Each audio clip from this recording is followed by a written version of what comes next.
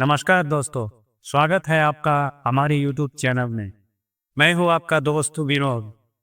कहानी शुरू करने से पहले आप यह वीडियो देश के किस शहर, किस गांव से देख रहे हो, कमेंट करके जरूर बताएं, ताकि हम समझ पाए कि यह वीडियो देश के किस कोने तक पहुंच रहा है। तो चलिए देर न करते हुए शुरू करते हैं आज की कहानी। शहर के सबसे व्यस्त बाजार की एक तंग सी सड़क के किनारे फुटपाथ पर रोज सुबह एक छोटा सा ठेला सज जाता था। यह ठेला था रमेश का, जो पिछले 10 सालों से उसी जगह बैठकर अपनी रोजी रोटी चला रहा था। रमेश कोई बड़ा व्यापारी नहीं था, न उसके पास पक्की दुकान थी। वह सुबह 4 बजे उठकर सब्जी मंडी जाता, बोरी में सब्जियां भर कर लाता और सूरज निकलने से पहले अपना ठेला सजा लेता। दिन भर धूप, धूल और बारिश सहते हुए भी उसके चेहरे पर कभी शिकायत नहीं दिखती थी। रमेश के घर में उसकी बूढ़ी माँ थी, जो अक्सर बीमार रहती थी। पत्नी घर संभालती थी और 2 छोटे बच्चे पास के सरकारी स्कूल में पढ़ते थे। रमेश का सपना था कि उसके बच्चे पढ़ लिख कर एक सम्मानजनक जीवन जिए, ताकि उन्हें फुटपाथ पर बैठकर मेहनत न करनी पड़े। बाजार के लोग रमेश को उसके व्यवहार के कारण पसंद करते थे। वह ग्राहकों से हमेशा नम्रता से बात करता, सही तोल देता और कभी किसी से ज्यादा पैसे नहीं लेता। कई बार तो वह गरीब ग्राहकों को उधार भी देता था। उसके लिए इंसानियत पैसे से बड़ी चीज थी। लेकिन शहर में पिछले कुछ दिनों से माहौल बदला बदला सा था। खबर आई थी कि एक नए थानेदार की पोस्टिंग हुई है, जो नियमों के मामले में बहुत सख्त है। उन्होंने आते ही शहर में अवैध कब्जों के खिलाफ अभियान शुरू कर दिया था। फुटपाथ पर दुकान लगाने वालों में डर बैठ गया था। रमेश के मन में भी चिंता थी। उसे पता था कि फुटपाथ पर बैठना कानूनी रूप से सही नहीं है, लेकिन उसके पास और कोई विकल्प भी नहीं था। उसने कई बार पक्की दुकान लेने की कोशिश की, पर ऊंचा किराया और लाइसेंस की प्रक्रिया उसके बस की बात नहीं थी। उस दिन भी रमेश रोज की तरह अपने ठेले पर बैठा ग्राहकों को सब्जी दे रहा था। बाजार में चहल पहल थी। तभी अचानक पुलिस की जीप आकर रोकी। जीप से उतरे शहर के नए थानेदार। उसकी वर्दी चमक रही थी और चेहरे पर सख्ती साफ झलक रही थी। बाजार में सन्नाटा छा गया। छोटे दुकानदारों ने घबराकर अपने अपने सामान समेटने शुरू कर दिए। रमेश का दिल तेजी से धड़कने लगा। उसने सोचा, अगर आज ठेला उठवा दिया गया तो घर का खर्च कैसे चलेगा। थानेदार ने सीधे रमेश के ठेले की ओर बढ़े। उसकी नजर में गुस्सा था और कदमों में रौब। रमेश ने हाथ जोड़ लिए। वह कुछ कहने ही वाला था कि माहौल अचानक और भी तनावपूर्ण हो गया। उसे अंदाजा नहीं था कि आने वाले कुछ मिनट उसकी जिंदगी ही बदल देंगे। थानेदार रमेश के ठेले के सामने आकर रुक गया। उनके साथ 2 सिपाही भी थे। बाजार में अचानक सन्नाटा छा गया। आसपास खड़े दुकानदार दूर हटकर तमाशा देखने लगे, लेकिन किसी की हिम्मत नहीं हुई कि आगे बढ़कर कुछ बोले। थानेदार ने कड़क आवाज में पूछा, इसकी अनुमति से यहां बैठा है? रमेश ने हाथ जोड़ते हुए धीमी आवाज में कहा, साहब, कई सालों से यही बैठता हूं। यही मेरी रोजी रोटी है। अगर यहां से हट गया तो परिवार भूखा रह जाएगा। थानेदार ने उसकी बात पूरी होने से पहले ही ठेले पर रखी टोकरी को पैर से धक्का दे दिया। कुछ टमाटर और आलू सड़क पर लुढ़क गए। रमेश घबरा गया और जल्दी जल्दी सब्जियां समेटने लगा। उसने फिर विनती, साहब बस थोड़ा समय दे दीजिए, मैं कहीं और जगह ढूंढ लूंगा। लेकिन थानेदार का चेहरा और सख्त हो गया। उसे लगा कि अगर आज सख्ती नहीं दिखाई तो बाकी फुटपाथ वाले भी नहीं हटेंगे। भीड़ के सामने अपनी ताकत दिखाने के लिए उन्होंने अचानक रमेश के गाल पर जोरदार थप्पड़ मार दिया। थप्पड़ की आवाज पूरे बाजार में गूंज गई। कुछ पल के लिए समय जैसे कहर गया। रमेश लड़खड़ा गया। उसकी आंखों में आंसू भर आए। वह अपमान और दर्द से कांप उठा। लेकिन उसने कोई जवाब नहीं दिया। पास ही खड़ी उसकी 8 साल की बेटी यह सब देख रही थी। वह डर के मारे रोने लगी और अपने पिता से लिपट गई। यह दृश्य देखकर कई लोगों की आंखें नम हो गई, लेकिन पुलिस के डर से कोई आगे नहीं आया। थानेदार ने सख्ती से आदेश दिया, अभी के बाद यहां से हट जाओ वरना सारा सामान जब्त कर लूंगा। रमेश चुपचाप अपना ठेला समेटने लगा। उसके हाथ कांप रहे थे। वर्षों की मेहनत और इज्जत एक पल में मिट्टी में मिल गई। भीड़ में खड़े कुछ लोग आपस में फुसफुसा रहे थे, गरीब आदमी है, क्या कर सकता है। उसी भीड़ में एक कॉलेज का छात्र खड़ा था। उसने पूरा घटनाक्रम को अपने मोबाइल में रिकॉर्ड कर लिया। उसके चेहरे पर गुस्सा साफ दिखाई दे रहा था। जब पुलिस जीप वहां से चली गई तो रमेश जमीन पर गिरी सब्जियां उठाने लगा। कुछ लोगों ने चुपके से उसकी मदद की, लेकिन किसी ने खुलकर आवाज नहीं उठाई। उस शाम रमेश घर लौटा तो उसकी आंखों में सिर्फ दर्द नहीं था, बल्कि एक सवाल भी था, क्या गरीब होना ही उसका सबसे बड़ा अपराध है? उसे नहीं पता था कि आज का यह अपमान आने वाले दिनों में पूरे शहर को झकझोर देगा। भीड़ में खड़े जिस कॉलेज छात्रा ने पूरा मामला अपने मोबाइल में रिकॉर्ड किया था, उसने घर पहुंचते ही वह वीडियो सोशल मीडिया पर अपलोड कर दिया। वीडियो में साफ दिखाई दे रहा था, रमेश दोनों हाथ जोड़कर विनती कर रहा है और थानेदार गुस्से में आकर उसे मुक्त थप्पड़ मार देते हैं। पास में खड़ी छोटी बच्ची का रोता हुआ चेहरा भी साफ नजर आ रहा था। कुछ ही घंटों में वीडियो तेजी से फैलने लगा। लोगों ने उसे शेयर करना शुरू कर दिया। कमेंट्स में गुस्सा साफ झलक रहा था। कोई लिख रहा था, क्या गरीब की कोई इज्जत नहीं होती? कोई पूछ रहा था, क्या कानून का मतलब अपमान करना है? अगली सुबह तक यह वीडियो पूरे शहर में चर्चा का विषय बन चुका था। स्थानीय व्हाट्सएप ग्रुप, फेसबुक पेज और न्यूज पोर्टल पर वही क्लिप घूम रही थी। कई पत्रकारों ने भी इसे उठाया और सवाल खड़े किए। रमेश को इस सब की भनक भी नहीं थी।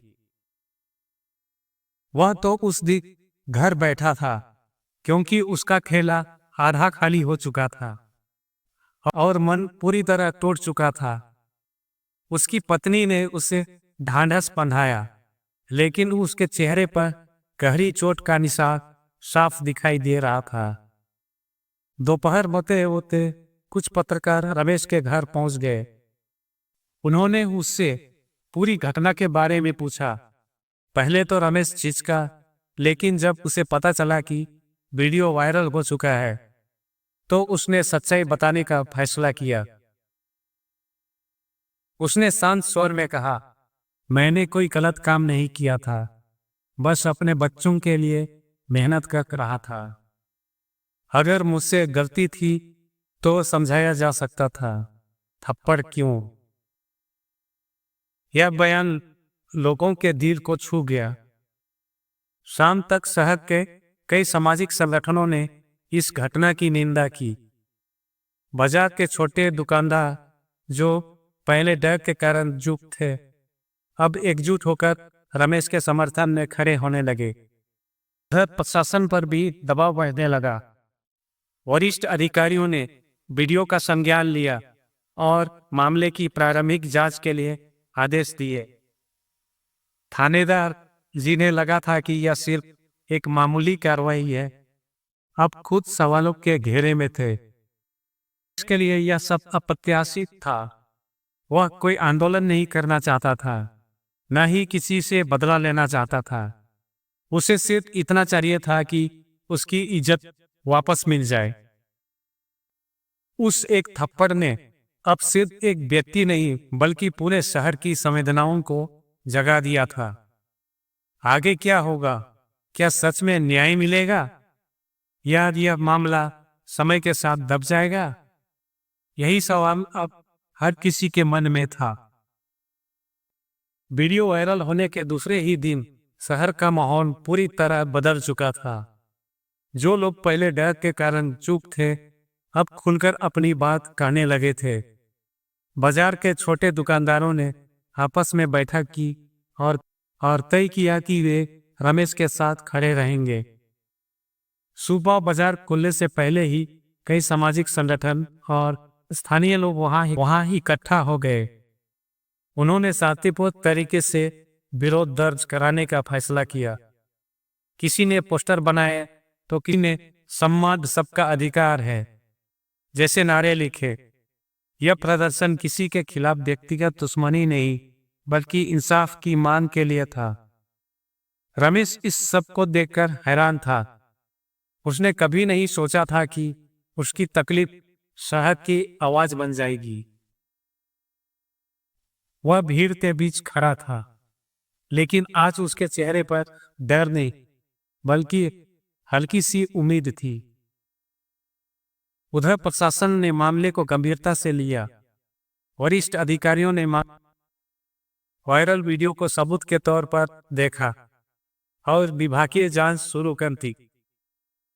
थानेदार को स्पष्टीकरण के लिए बुलाया गया। जांच के दौरान साफ हुआ कि रमेश ने किसी तरह की हिंसा या अव्यवस्था नहीं फैलाई थी। वह केवल अपनी रोजी रोटी के लिए फुटपाथ पर बैठा था। अगर नियमों का उल्लंघन था भी तो कार्रवाई कानून के दायरे में रहकर की जानी चाहिए थी, न कि अपमानजनक तरीके से। कुछ ही दिनों में आदेश आया कि थानेदार को लाइन हाजिर किया जाए और विस्तृत जांच होने तक उन्हें सक्रिय ड्यूटी से हटाया जाए। यह खबर मिलते ही बाजार में खुशी की लहर दौड़ गई। लेकिन इस कहानी की असली जीत सिर्फ कार्रवाई नहीं थी, बल्कि जीत थी एक आम आदमी की इज्जत की वापसी। नगर प्रशासन ने भी फुटपाथ पर विक्रेताओं की स्थिति पर ध्यान देना शुरू किया। उन्होंने बैठक बुलाकर यह चर्चा किया कि छोटे व्यापारियों के लिए वैकल्पिक स्थान और लाइसेंस की प्रक्रिया को आसान बनाया जाए। रमेश के पास कई लोग आए और उसे ढांढस बनाया। कुछ ने आर्थिक मदद करने की पेशकश की, लेकिन रमेश ने विनम्रता से कहा, मुझे दान नहीं, बस सम्मान चाहिए। उस दिन बाजार में पहली बार ऐसा लगा कि एक गरीब सब्जी वाले की आवाज भी मायने रखती है। अब सबकी निगाहें अंतिम फैसले पर थी। क्या यह बदलाव स्थायी होगा? क्या सच में छोटे लोगों का उनका हक मिलेगा? जवाब आने वाला था, और वह सिर्फ रमेश का नहीं बल्कि पूरे शहर की सोच बदलने वाला था। जांच पूरी होने में कुछ हफ्ते लगे, लेकिन इस बार मामला दबाया नहीं गया। वीडियो, गवाहों के बयान और बाजार के लोगों की एकजुटता ने सच्चाई को साफ कर दिया। विभागीय जांच में माना गया कि थानेदार ने अपने अधिकारों का दुरुपयोग किया और सार्वजनिक रूप से अपमानजनक व्यवहार किया। आखिरकार आधिकारिक आदेश जारी हुआ। थानेदार के खिलाफ अनुशासनात्मक कार्रवाई की गई। यह खबर जैसे ही बाजार पहुंची, लोगों के चेहरे पर संतोष दिखाई देने लगा। यह किसी की हार की खुशी नहीं थी, बल्कि न्याय मिलने का सुकून था। रमेश उस दिन भी रोज की तरह सुबह मंडी गया। कई ग्राहक जानबूझकर उसी ठेले से खरीदारी करने लगे, जैसे वह उसके आत्मसम्मान का समर्थन कर रहे हों। कुछ दिनों बाद नगर प्रशासन ने फुटपाथ पर विक्रेताओं के लिए विशेष प्रचार पत्र और निर्धारित स्थान देने की योजना शुरू की। बैठकें हुई, सूची बनाई गई और छोटे व्यापारियों को आश्वासन दिया गया कि उन्हें बेवजह परेशान नहीं किया जाएगा। रमेश को भी एक अस्थायी लाइसेंस मिला। जब उसने वह कार्ड हाथ में लिया तो उसकी आंखें नम हो गई। यह सिर्फ एक कागज नहीं था, बल्कि उसकी मेहनत की आधिकारिक पहचान थी। उसकी बेटी, जिसने उस दिन अपने पिता को अपमानित होते देखा था, अब गर्व से कहती, मेरे पापा ने कुछ गलत नहीं किया था। उस मासूम आवाज में विश्वास था। कानून का सम्मान करना जरूरी है, लेकिन इंसानियत इससे भी ज्यादा जरूरी है। ताकत का सही इस्तेमाल ही असली नेतृत्व है। रमेश आज भी वही साधारण सब्जी वाला है। उसकी आमदनी बहुत ज्यादा नहीं बढ़ी। उसका घर अब भी छोटा है, लेकिन उसके सिर पर झुका हुआ बोझ हट चुका है। अब वह ठेला लगाते समय डरता नहीं, बल्कि आत्मविश्वास के साथ बैठता है। उस एक थप्पड़ ने सिर्फ एक व्यक्ति को नहीं, पूरे शहर को आईना दिखा दिया। लोगों ने समझा कि अन्याय के खिलाफ अगर एक आवाज उठती है तो हजारों हाथ उसका साथ देने के लिए तैयार हो जाते हैं। और शायद यही इस कहानी का असली संदेश है। इंसान छोटा हो सकता है, लेकिन उसका सम्मान कभी छोटा नहीं होता। दोस्तों, यह कहानी सिर्फ एक सब्जी वाले रमेश की नहीं है। यह कहानी हर उस आम इंसान की है जो रोज मेहनत करता है, लेकिन कभी कभी सिस्टम की शक्ति का शिकार बन जाता है। एक थप्पड़ ने उसे तो दर्द दिया, लेकिन उसी थप्पड़ ने पूरे शहर को जगा दिया। इस घटना ने हमें सिखाया कि कानून से बड़ा कुछ है तो वह है इंसानियत और सम्मान। ताकत का सही इस्तेमाल ही असली जिम्मेदारी है। अगर हम सब मिलकर अन्याय के खिलाफ खड़े हों तो बदलाव निश्चित है। आवाज छोटी हो सकती है, लेकिन असर बड़ा होता है। अगर आपको यह कहानी दिल को छू गई हो तो वीडियो को लाइक करें, शेयर करें, ताकि यह संदेश ज्यादा से ज्यादा लोगों तक पहुंचे। और ऐसे ही समाज को आईना दिखाने वाली कहानियों के लिए हमारे चैनल को सब्सक्राइब करना ना भूलें। फिर हम मिलेंगे एक नई सच्ची और प्रेरणादायक कहानी के साथ। धन्यवाद।